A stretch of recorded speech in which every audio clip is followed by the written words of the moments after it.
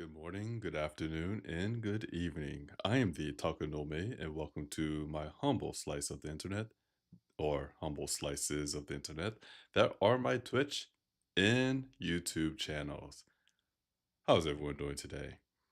Hope you all are having a good day today. Hopefully, a good week so far.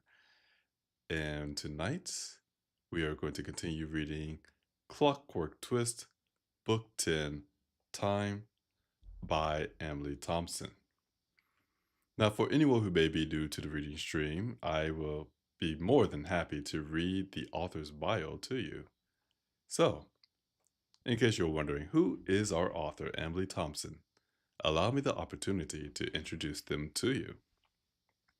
Emily Thompson is a non binary author and artist originally from Northern California. Although they adore steampunk and all things Victoriana, they also write science fiction and fantasy. After studying film and animation university, Emily changed to a Japanese language focus and studied in Tokyo. After receiving a language degree and spending a number of years abroad, they now live in Washington and spend most of their free time writing in coffee shops, painting, crocheting plushies, coding, and playing lots of cozy video games. And that is our author for the evening. Now, for anyone who may be new to the reading stream, perhaps you started listening to the reading stream over the summer. Well, first of all, not only to you, but to everyone else, thank you for the support that you give this channel in the reading stream. But you may have noticed that we are now having the stream on Saturday evenings as opposed to Sunday evenings.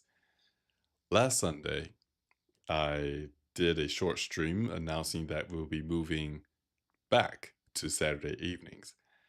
And again, the main reason why is originally I wanted to free up my Saturday evenings in case there were events or people I wanted to see, so on and so forth. And it was hard on me to have the energy and what's the word I'm looking for? Motivation doesn't feel like the right word, but I believe that is the closest word I could think of at the moment. But really just being gun ho about doing the reading stream on a Sunday evening after apparently all of the events and peopling happen on a Sunday. After a while, I realized Sunday comes around and I don't want to do the reading stream, even though I do want to do the reading stream. However, I did not have this issue with Saturdays. So, after some thought, I decided we're moving it back to Saturdays. And be quite honest, we had a writing group today because we couldn't do it on a Sunday, as well as a couple other things I had to do today. Yet, I am pretty excited to do tonight's reading stream. However, that said, unfortunately, this may still be a bit of a short stream, but I believe we're going to have fun nevertheless. Let's see. Have we done? Oh, just in case, you may notice a little QR code in the top left-hand corner. And I believe I mentioned this on the stream before and definitely on some of my other gaming streams, but we are still trying to raise money for Ozzy the dog so that he can have a nice recovery. Um, Last I checked, eating is going fine, walking, he could take some steps, and then he kind of gets tired, a little tuckered out. And we want to, apologies, had a burp there, but we want to help him live the best doggy life that he can. So, if you happen to have any spare dollars, you can scan the QR code in the top left hand corner, or if you type in exclamation donate, you will see a link to the fundraiser, the GoFundMe, to again help with his recovery and to say, Ozzy, you're a good boy. So, if you have the means and the ability to do so, I, well, I don't want to say humbly ask you because that's not necessarily true, but I encourage, if you can, because I know times can be difficult. But I encourage you to donate to this fundraiser if you have the means to do so. And Ozzy really is a good boy. News for the channel. Well, besides moving back over to Saturdays, let's see. Next Saturday should be fine with the reading stream. I believe. Hold on. Let me rethink. No, it'll be fine. We will have the reading stream next Saturday. And then I go out of town the following day. But next Saturday, reading stream. The Saturday after that, the 27th of September, I believe we're going to have. I believe we're going to have the reading stream. That depends on that day. My wife, Miss Taka, she is having a book release party. And so for those who may not know, I wrote a book. It's published. My wife, however, probably wrote a whole library and they're published. But she is releasing a series very soon, if not now already. And she wants to have a book release party. Of course, I will naturally be there as, the supporting husband that I am. But I do not know how long that party will go, but we will try to have the reading stream that Saturday as well. And Saturday, October 11th, there will be no reading stream for I will be out of town. From Ace, sir, today is Saturday, just in case you're confused. I am not confused, Ace, but welcome to the reading stream. How are you doing today? And I haven't asked you this. How did Silk Song treat you, Ace? Now that I finish it, and I think you finished it as well, we could talk about it. But maybe not throughout the entire stream today. But we should talk about it. And if anyone else is playing Silk Song, well, I wish you the best of luck. Although I will say, the final boss of Silk Song is not particularly painful. And that's it. Ace, I beat it with the mod. Oh, that's okay.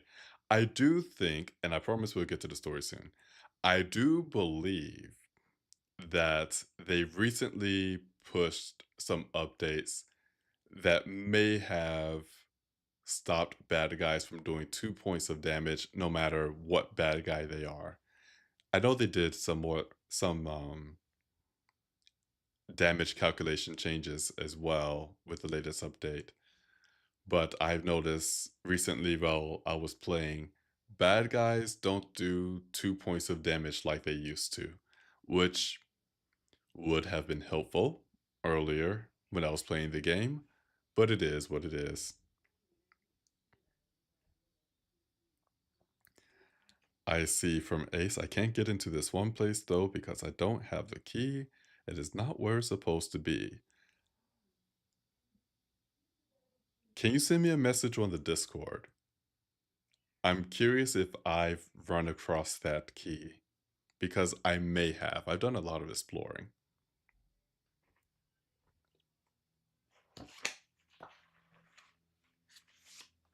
Here you are. So we have our tea ready to go. Steeping it a little bit more. We also have water just in case as normal, which I'm going to take a sip of right now.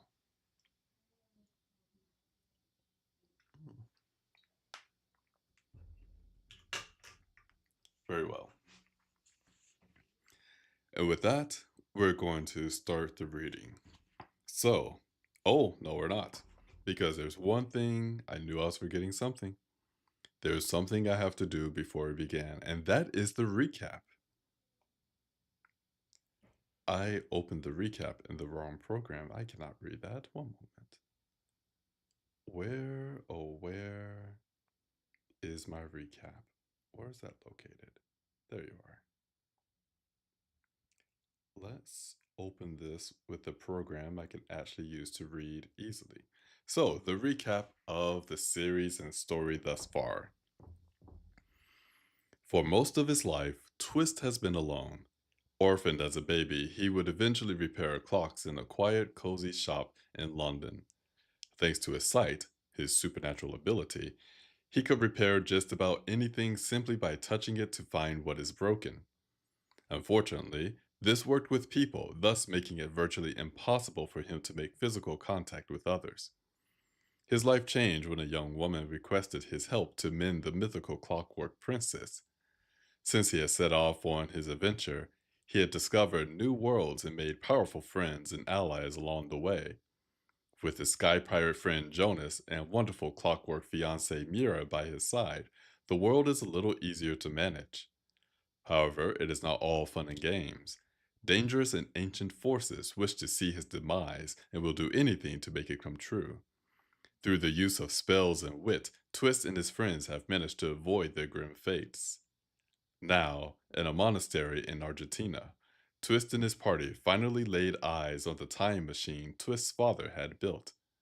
Will they be able to successfully resurrect Twist's mother?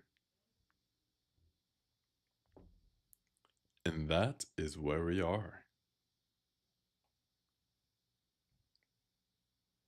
I will say during these recaps, thinking of what can I write is sometimes one of the hardest things to do because you don't want to give too much of the story away, and at the same time, you want to keep people abreast of what's happening. Nevertheless, this is Clockwork Twist, Book 10, Time, by Emily Thompson. We are currently on page 167. I hope I have the voices for this, and let's begin. Twist hurried through the endless clockwork jungle, knowing full well that the invisible nothings were hunting him. If he stopped, even for a moment, they would surely catch up. But no matter how fast or how far he ran, he always found himself on familiar ground as the confusing clockwork jungle led him in circles. He paused for breath, his strength all but spent, and felt one of the nothings rush him from behind. Twist screamed in terror, desperate for escape, and suddenly found himself sitting up. The jungle vanished from his vision, replaced with low light in a simple room. His confusion doubled when he realized that he was sitting on a bed and his entire body was shaking. "Oh, darling!" Mira gasped, appearing at his side, already sitting beside him on the bed. Her cool clockwork hands felt immensely soothing as she draped him in her arms. "It's all right now. You're awake. It was only a dream." "A dream?" Twist gasped, his breathing short and his head spinning again. "You've been asleep for over an hour," Mira said, pulling back to look at his face. She picked something up from the nightstand and pressed it to his forehead gently. The cool, damp rag felt unreasonably good against his skin. Twist closed his eyes again, struggling to get his breathing to even out. His body wasn't shaking as badly now, but his limbs trembled whenever he tried to move them. Mira gently pushed him to lie back down, and Twist fell back onto a pillow. He felt her emotions begin to appear to him, at first numb and distant, and then more clear. She was very worried, but not frightened. "What happened?" Twist asked. His eyes still closed, and Mira gently pressed the cool rag to his temples. "Jonah said you got trapped in the machine," Mira said. "He pulled you away, then you fainted. And your father brought you here. This is where your father lives. Your father wanted to call a doctor, but Jonas wouldn't let him. He said it was your sight that caused you all the trouble and that a doctor couldn't help. They started shouting." Mira gave a mournful sigh, her emotions saddening. Twist opened his eyes to look at her and found misery on her face. She saw his shock at this and swiftly covered it with a weak smile. "Jonas loves you very much," she continued. "He would fight anyone he thought might hurt you. He said some things to your father that were very kind. Your father hit him, and Jonas fought back. Kima and I tried to stop them, and we finally got them both to leave so they could calm down. Kima went with Jonas. Robin said he was hungry, so he took Pama back to the airship to give them both something to eat. I stayed here with you, hoping you'd wake up soon, like Jonas said you would. And now you have. She added more happily. How do you feel? Awful, Twist said on a heavy sigh, rubbing at his face with his hands. Good heavens. I made Jonas and my father fight. I made you worry, darling. He said, leaning up on an elbow and looking to her earnestly. I'm so sorry. You did nothing wrong at all. Mira said, shaking her head. All you did was faint. This wasn't your fault. Please, don't blame yourself. Twist fell back again, somehow feeling worse for being so easily forgiven.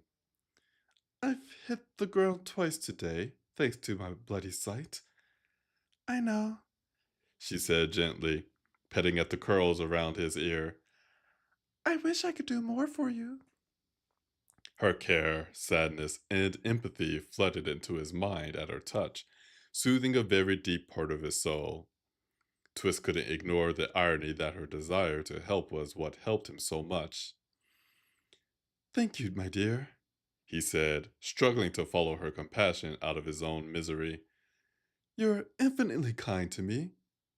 Mira smiled, her emotions brightening and warming, I love you. startled not only by how easily she had spoken the words, but also by the flawless honesty he felt in her as she said them. Twist was unable to reply. Seeing her effect on him, Mira smiled more widely. What's the matter? You know that I love you. Well, yes. Twist muttered, knowing instantly that it was a vastly inadequate response. Mira chuckled, leaning forward to place a kiss on his brow with her cool silver lips. I'm not going to change my mind, you know. She added, still leaning close over him, her azure jewel eyes sparkling in the candlelight from the nightstand. Twist couldn't help but smile, totally drenched in her warm emotions and gentle caring. I don't think I shall ever cease to be astonished that you actually like me, let alone anything else. Mira laughed, the sound delicious to Twist. You're so silly. She said, sitting up again and turning to wet and wring out the cloth in a bowl on the nightstand. But really, dear, how do you feel? I think I'm all right, Twist answered. my sight is responding to you the way it usually does, and it doesn't hurt. I suppose I just feel tired. I had a terrible dream. He added, as an explanation for the traumatic way in which he awakened. Well, I'm glad you feel better, She said, and I'm sorry to hear you had a bad dream. Are you hungry at all? Not really. Twist answered, remembering his stomach's earlier attempt at rebellion. I wouldn't mind a cup of tea, but I don't want anything to eat. Well, you lie here and relax. Mira said, patting at his hand before she stood up. I'll check to see if your father has any tea. Twist thanked her as she moved away. It was then that he finally took stock of the room he found himself in. It was relatively small, a square space not much bigger than his own cabin aboard the Icarus, and furnished with the bed he lay on, a nightstand, a wardrobe, a simple wooden chair, a small dressing table against the facing wall, and a tiny table and single chair in the far corner. The wall beyond the foot of the bed bore the only two small windows in the room, a single door, and to Twist's surprise, a meager kitchen area, a few cupboards above a tiny stove, and a little icebox standing beside it with a pitcher sitting on top, where Mira now stood. As far as Twist could tell, this was a one-room apartment, lit only by candles and cheap tin holders. Apologies. The walls were bare except for a single simple wooden cross that hung above the bed. Nothing around him was well made, nor particularly refined. The single table and chair at which to eat promised that his father didn't frequently entertain guests. Twist instantly thought back to his old clock shop in London, which had been easily 4 times larger than this, with 3 floors and a whole room for a kitchen. He'd made enough money from his sporadic business to live comfortably in London with little trouble at all. Compared to his old life, this tiny apartment looked like poverty. But, of course, his father had also built a machine of nearly pure gold that was not only enormous, but so complex that understanding it had nearly broken Twist's mind. Twist sat up and dropped his feet over the edge of the little bed, finding that his boots, jacket, hat, and cravat had all been removed and his waistcoat unbuttoned. He tried to imagine his father and his crew inside this tiny little apartment, all arguing and throwing punches. It must have been very uncomfortable. A pang of guilt resurfaced in his heart, but he did his best to push it away. I'm sorry, dear. Mira said, returning. I couldn't find any tea at all, not even a teapot. That's all right, Twist said as she sat beside him on the bed. Thank you for looking. A sound at the door caught their attention, and they both looked up to see Miguel open the door and enter. He saw Twist sitting up beside Mira, and relief washed onto his face. You're awake, he said, shutting the door and stepping closer. Are you all right? I think so, Twist said, nodding. His father moved closer still, peering at him in the dim. You look pale, he remarked, reaching out with a hand. Be careful. Mira gasped as Twist leaned swiftly away. "Oh, I'm sorry," Miguel said, wincing as he stepped back and balled his offending fingers into a fist. He looked back to Twist sadly. I'm sorry, Tristan. I keep forgetting. It's all right, Twist said, entirely out of reflex. Miguel dropped into the chair across the little room, looking exhausted. He glanced back up to Twist, his eyes filled with troubling thoughts. The last time I saw you, you were just a baby. I could hold you in my hands, he added, holding out empty hands. Twist fought the shudder he felt at the alarming idea. Miguel gave a sigh, shaking his head and looking to the floor. But you're a man now. You lived a whole life without me. Why would I have any idea what's best for you? Confused by this obscure train of thought, Twist glanced to Mira. She looked back to him with a concerned expression, full of silent sorrow and understanding. Twist guessed that Miguel must be referring to his argument with Jonas while Twist had been unconscious. It was reasonable to assume that Jonas, in a heated moment, might have suggested that Miguel didn't know what Twist actually needed. Twist looked back to his father, stunned by how miserable, broken, and defeated the man now looked. Miguel gave another sigh, looking up at Twist. I have no idea how to be a father. I barely even knew mine own. He left Spain before I was born, and my mother was nothing to him. He never even knew that I existed until I went to find him in London, when I was nearly as old as you are now. And even then, he rejected me. He rejected me outright, just a few months later, when I told him I was marrying your mother. He didn't want a gypsy in his family, and he threw us both out of it. That sounds terrible, Twist offered softly, stunned as he was to hear such a tale. All he ever known of his grandfather was his technical achievements. He never had guessed that the man could treat his own son in such a cold way. Miguel shook his head, clearly not asking for sympathy. It's in the past. The moment I knew you were coming, I wanted nothing more than to be everything that my father never was. I never wanted you to grow up like I did.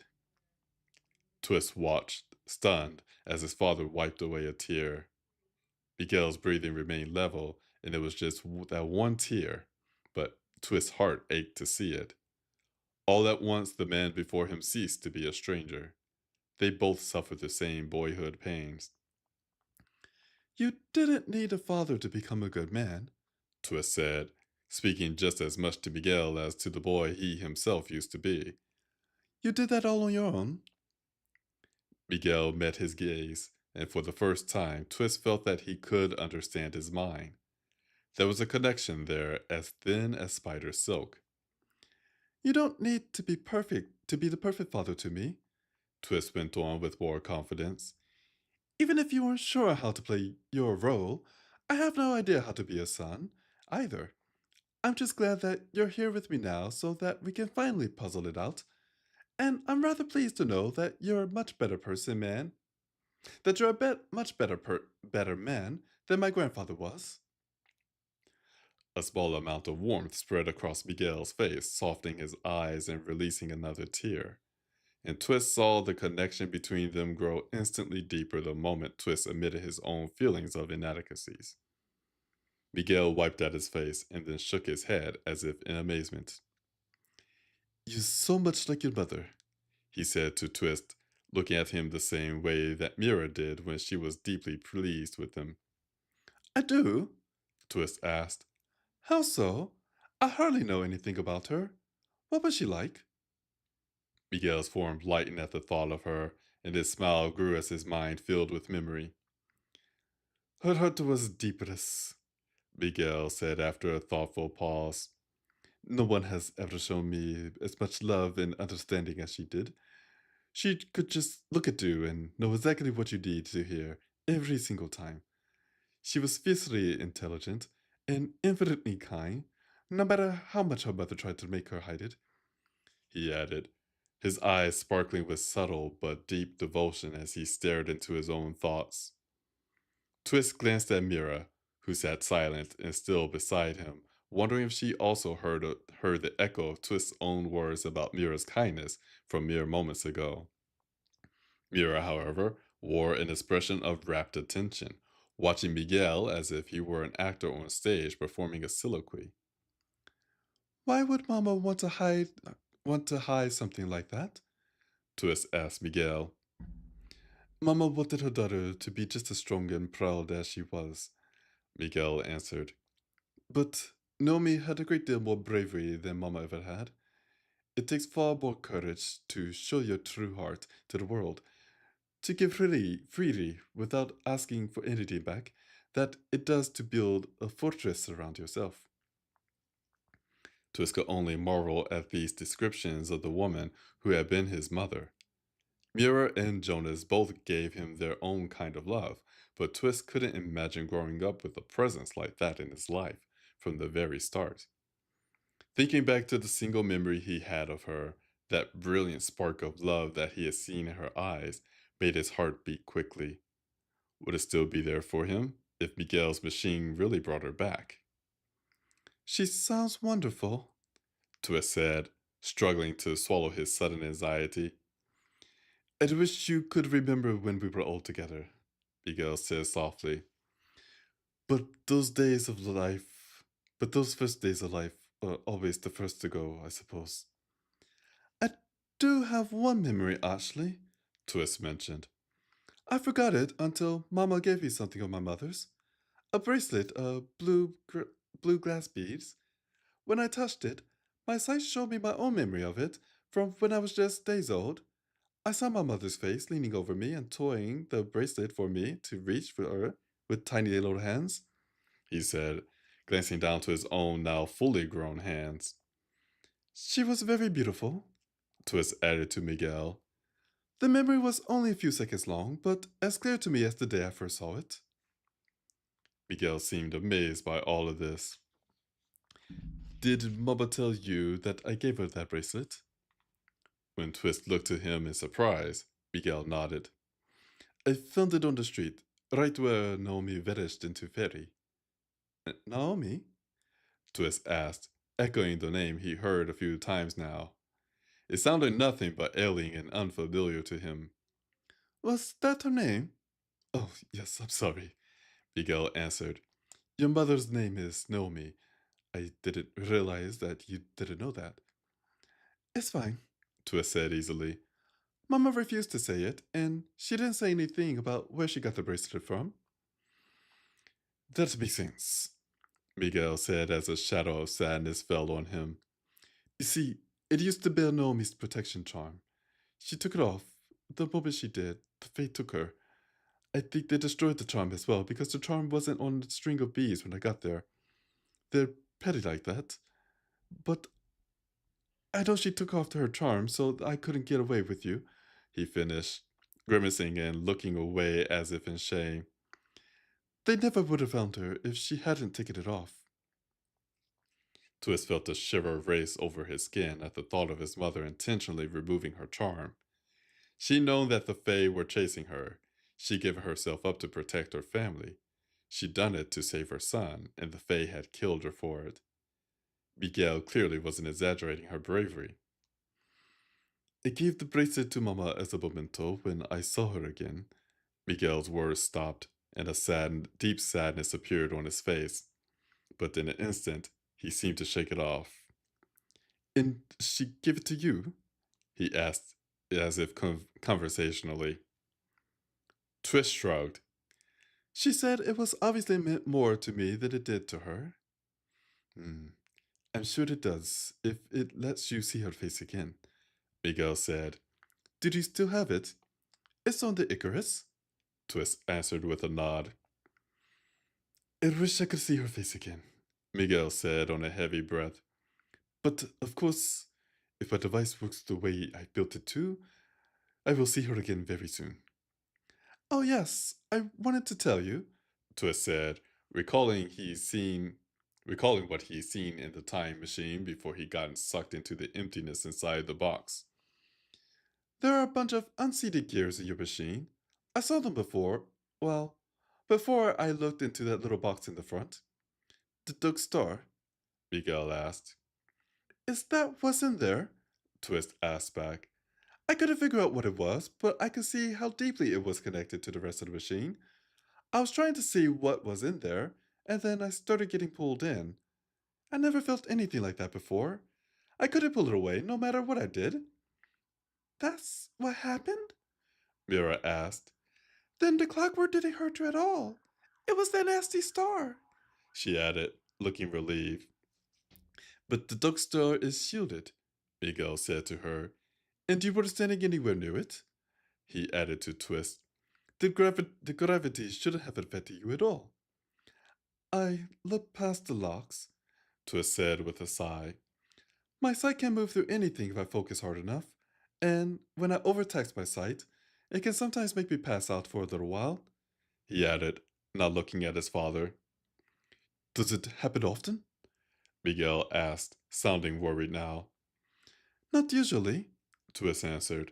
I mean, a normal clock or watch or steam engine or the Icarus's engines are no problem at all. But something big or really complex or layered with memory or emotion can sometimes. He paused, finding it difficult to be honest about his weakness. I think you're getting stronger. Mira said. Twist glanced to her and tried very hard not to look pitiful when he did. Well, think about it. She said with a light tone. When we first met, you used to faint here and there. But now, it hardly ever happens. And I don't think things are getting any easier. You got all of Atlantis working all by yourself with no trouble at all. Atlantis? Miguel asked. Oh, Jonas and I discovered Atlantis by accident. Twist answered. His father's confusion was obvious, so Twist explained a bit more. A satyr attacked us. He used a djinn friend of ours to wish Jonas and I away to somewhere he knew he could be alone, so he could try to kill us together, but it didn't work. Twist added quickly as his father's face washed over with terror. We escaped, then we went back to Atlantis later with the rooks. Right, because you're friends with the rooks, Miguel said, seeming to struggle to make sense of Twist's words. Well, not exactly, Twist said. You see, Aiden, their leader, was right there with Mama and the gypsies when Jonas and I got dragged off to Atlantis. He was trying to convince them to agree to a truce. At the time, I suppose we were friends, but we aren't anymore. But why did you end up meeting Mama? Miguel asked. You said that it was by accident too? It really was. You see, I slew a dragon in Japan and got covered in his blood. You what? Miguel gasped, horrified. A bunch of dragons abducted Jonas and took him to a spaceship in orbit. Twist explained quickly. Everyone forgot he ever existed except for me because our sites are connected. I was in London when this happened, and the only person I thought could help me, who still remembered him, was in Australia. So I went there as quick as I could, which took me through Japan. While I was there, I ran into a kitsune friend of ours who asked a dragon friend of his to help. Then the dragon turned on us and tried to eat me, so I threw a bomb down his throat and he exploded. By now, Miguel's mouth was hanging slightly open. Mira chuckled quietly, nodding to him. I know what it sounds like, but it's all true. You were covered in dragon's blood? Miguel asked slowly. You know, after a few years, that can drive a man insane. Yes, I know. Twist said with a sigh. At first, I was fine, but after a few weeks, I started to have nightmares, and then I started to see the dragon I killed in mirrors. The blood affected me so. The blood affected me quickly than other people, thanks to my bloody sight. But it was helpful to have it when I was attacked by a whole family of vampires. Vampires!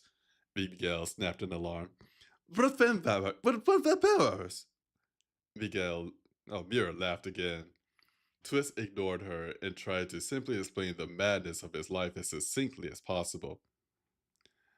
Oh, well, a friend of ours is a vampire. Her family kidnapped her husband, so we went to try to rescue him. But when the vampires cornered us and jumped on me, the dragon's ghost in the blood sort of exploded and killed them all.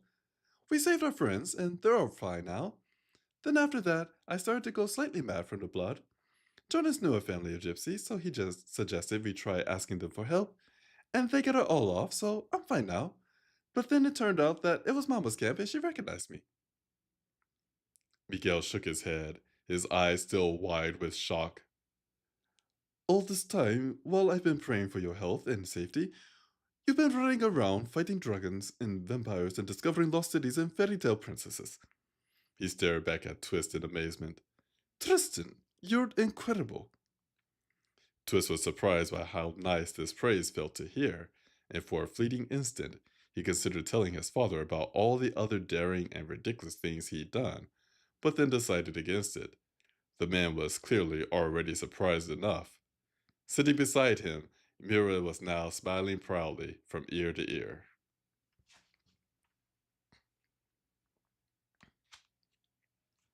We are going to take a chapter break here.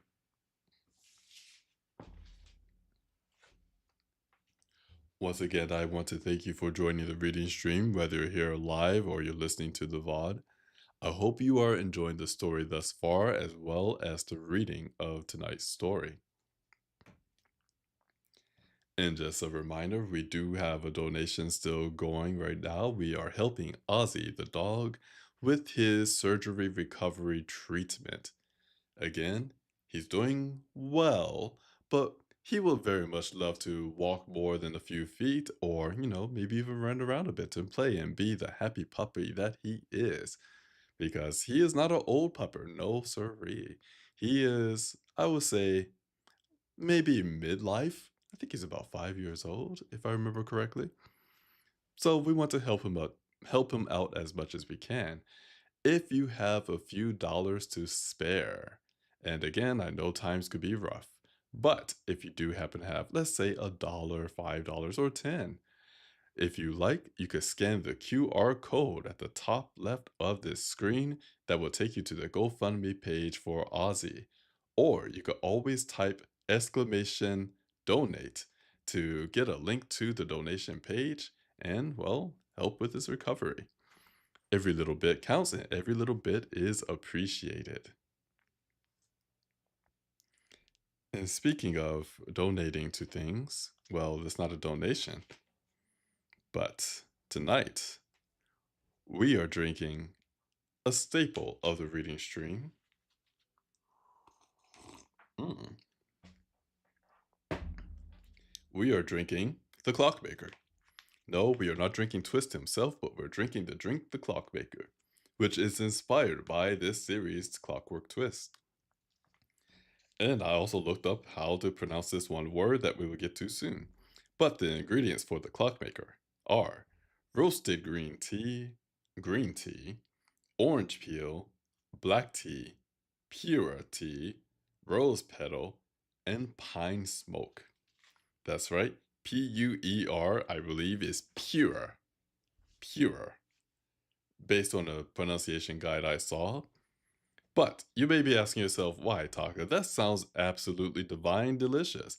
Where can I find teas like that you drink on the reading stream? Well, my dear listener, sorry I had a little burp there. But, my dear listener, if you don't know, allow me the opportunity to tell you about a special tea shop.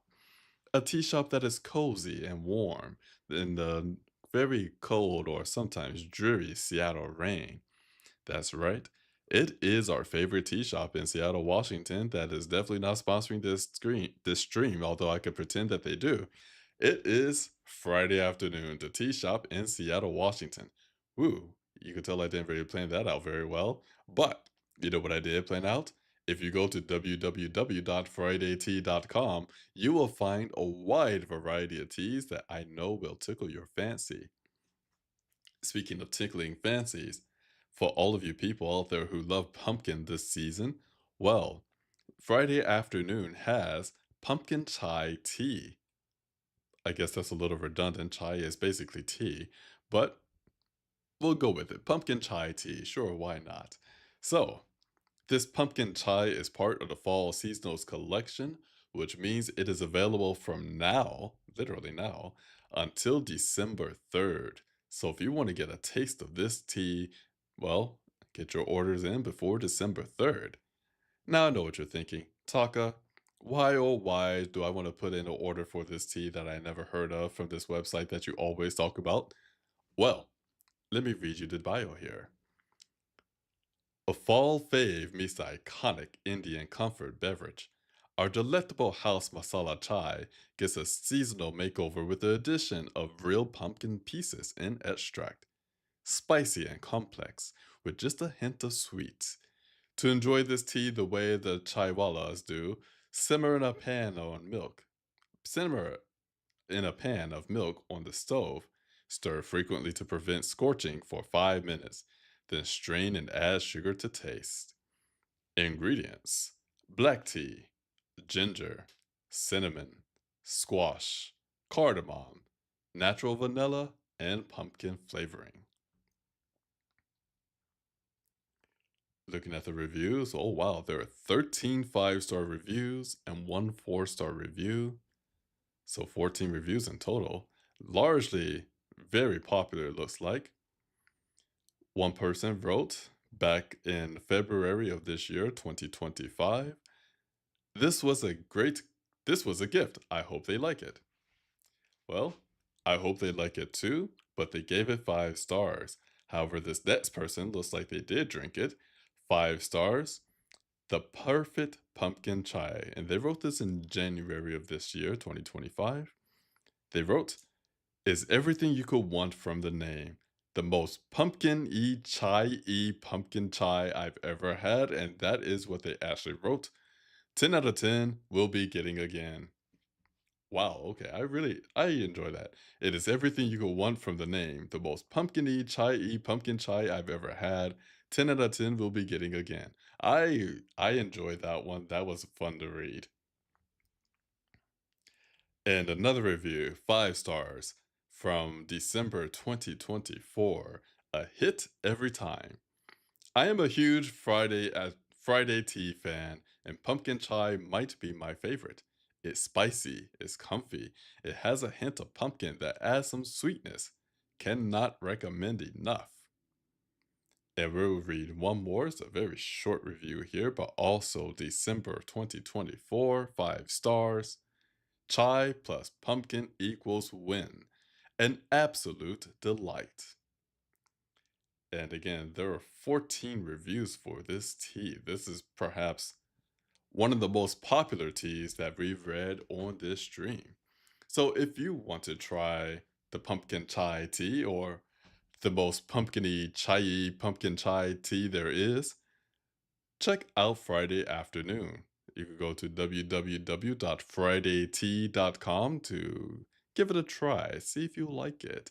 And there are other teas too, including Anansi's Web, one of my other favorite teas from this website. And I believe the Fairy Queen is back in business. Delicious. Criminally delicious. And again, they do not pay me to do this. They do not sponsor me to do this.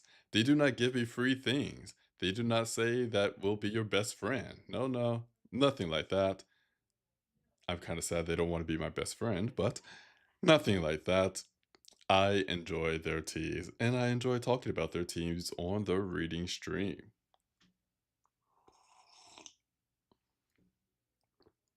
Mm.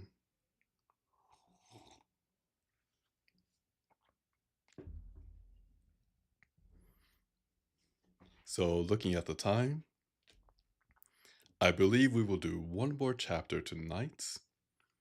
Now, the reason why we're doing a somewhat shorter stream, one, honestly, I actually am tired.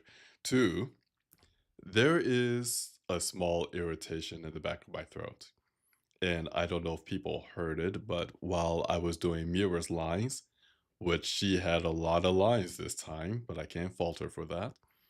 I had I really struggled with her lines and trying to keep her voice. I felt my voice cracking a little bit because she has the hardest voice to do. Fortunately, everyone else I think is pretty easy to do, but her voice, I just do not do sweet girl voices very well, but we do what we can. So we will do one more chapter for the evening. And then after that, I am going to attempt at resting after a while, but we'll try to take it a little easy after the reading stream. That said, let's get ready to go into our next chapter. This is page 178. One moment. Mm,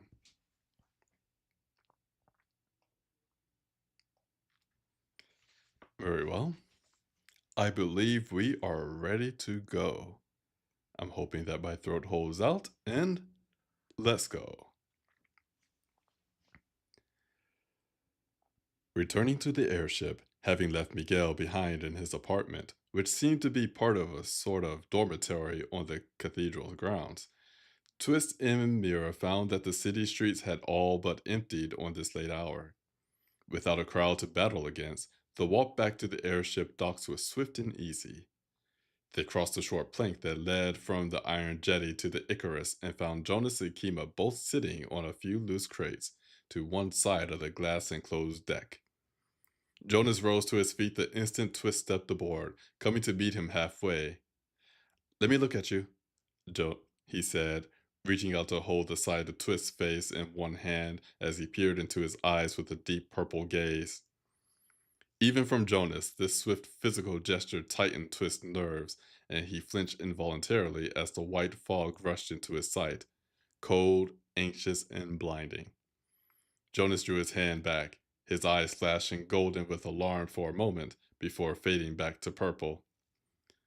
I'm sorry, Twist said, his own heart rate rising to see his friend's sudden fear. He took Jonas's hand in his own, holding his eyes open to him. It's all right. Please, tell me what you see. I think I feel all right, but I'm not sure. As he spoke, Twist felt the fog that met his mind now shift from cold to a soothing coolness and lose its anxious nature for a calm one. Jonas took a breath and stared back at Twist silently for a moment. Twist imagined he could feel his friend's sight reaching deep into his own, as familiar a weight as his own warm duvet. As he waited for Jonas to complete his examination, Twist noticed the shadow of a new bruise on the man's left cheek. Twist realized instantly that the mark must have been made by his father's fist. I don't see anything wrong, Jonas announced, his eyes lightening to pale green. You look exhausted, though. That I am, Twist said, nodding. What happened to you? Jonas asked. I never seen you get stuck like that before. I got too close to the dark star, apparently, Twist said with a sigh. I didn't know what it was. When I tried to see it clearly, I suddenly lost the ability to look away at all. Jonas shook his head with a grin. A point of infinite density will do that to you. Well, don't look at it again, all right? Oh, I plan to still steer well clear of it in the future. Twist said with a swift nod. Jonas sighed and tossed a half-hearted blow at Twist's shoulder. Don't scare me like that again, you bastard, Sorry? Twist muttered. He glanced at the bruise on Jonas's face. Mira told me what happened. I'm sorry for causing you and my father to fight. Eh, that was entirely his fault, I assure you, Jonas said sourly. But don't worry, Twist. I'd take on the whole Spanish Armada to keep you out of a damned hospital if I had to, He wanted to take me to a hospital. Twist asked, horrified. The idea of finding himself surrounded by nurses and doctors all poking and prodding at him with frightening devices and bare hands sent a chill down his spine. He suggested it, Jonas said bitterly. When I refused to let him, he started telling me I didn't know anything, so I suggested he go to hell. In retrospect, I suppose I could have tried a different tactic. Twist found it quite easy to imagine all of the details Jonas had just skipped over, and he was once again astonished by his friend's fierce loyalty. Kima stood beside Jonas, watching him with a knowing but warm smile. Well, Twist offered. considering the fact that I was unable to defend myself, I'm very glad to know you were there to do it for me. Thank you, Jonas. Jonas shrugged nonchalantly. Despite his efforts to hide it, Twist still noticed the gratitude and blush of pride that appeared in the white fog at the edges of his mind as he still held his friend's hand. Standing beside Twist, Mira looked to Kima.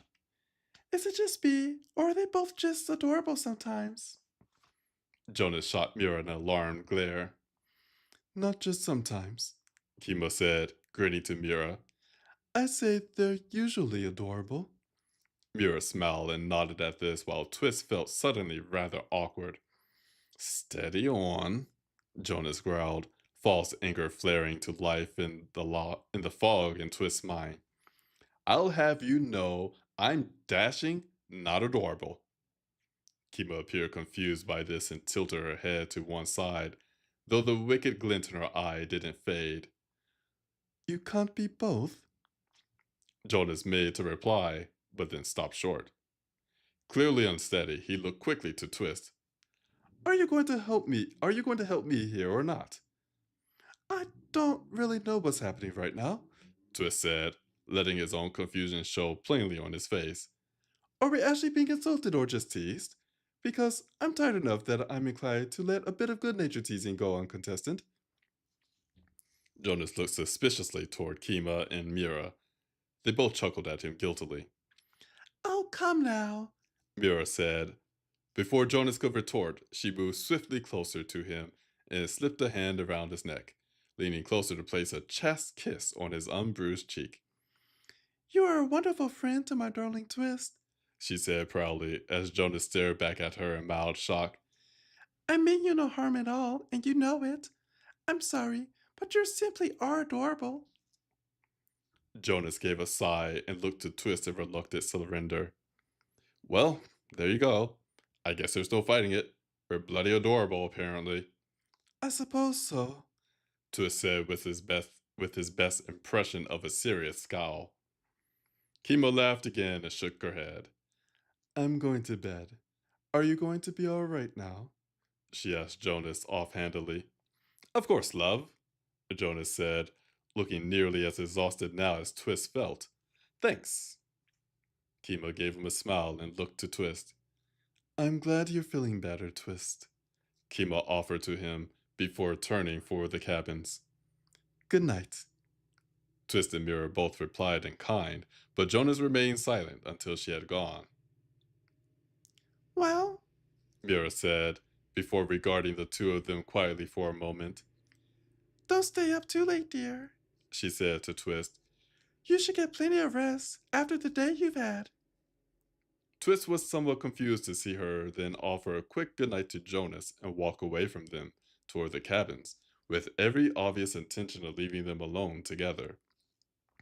Jonas watched her walk away and then looked back to Twist. Don't breathe a word about it to her, but I'm really starting to like your lady Twist. You didn't before? Twist asked, startled by this odd admission. Sure, of course I did, Jonas said with a shrug. But these days she's becoming a lot more fun. Well, that's good to hear, Twist said, vaguely certain that this was a positive thing. Jonas looked at him quietly for a moment, his eyes shifting to Lavender. Really, are you alright? He asked, his voice taking on the honest softness that Twist only ever heard when they were alone. I think so, Twist answered, suddenly unsure. Why? Don't I look alright?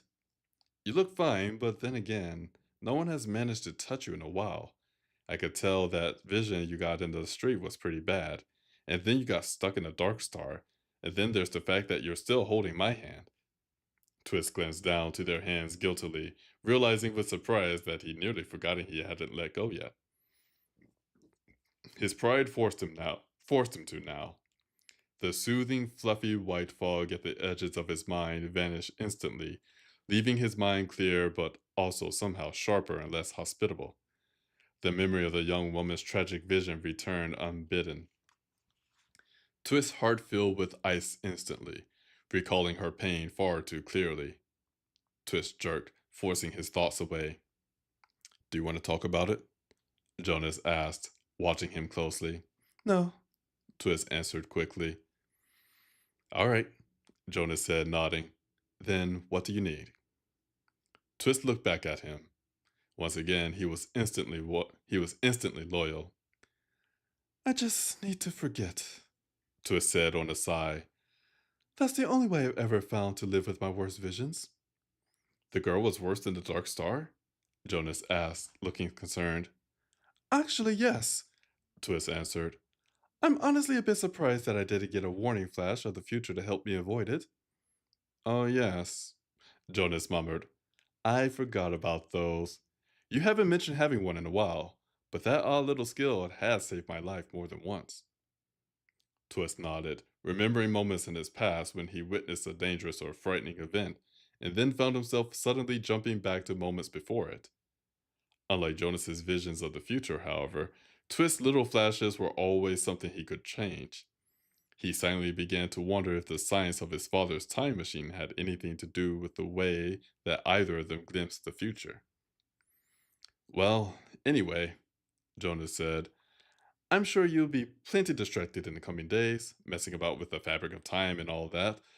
Hopefully, you'll forget all about that nasty vision.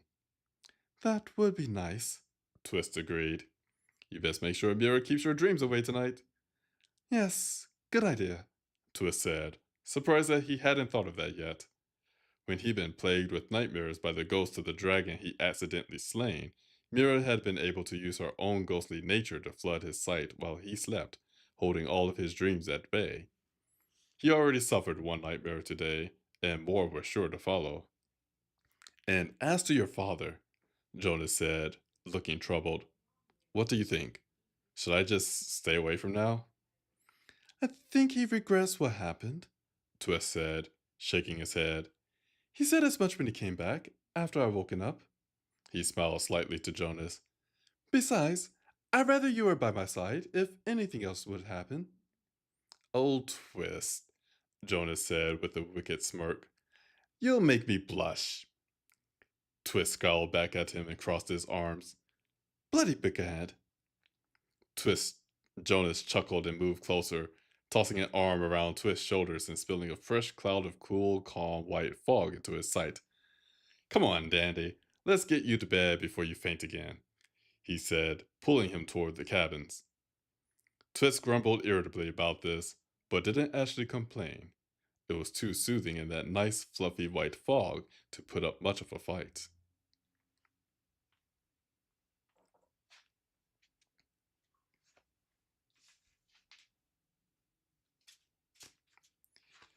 And here, we're going to conclude tonight's reading stream. Apologies that this is a bit of a shorter stream, but I will say for a return to the Saturday stream, this was actually very nice. I am feeling that, I suppose around this time, normally at the hour mark, My feet will be achy. I will feel really tired, as in, oh, I don't know how much more I can stand up and keep reading and trying to perform as much as I can. So I think this was a good reintroduction to Saturday streams personally. And I believe next Saturday, when we do this again, we will have the full hour and a half ish reading stream. Once again, I do want to thank everyone for the support for the reading stream and my channels overall. I hope that you enjoy the reading as well as the story.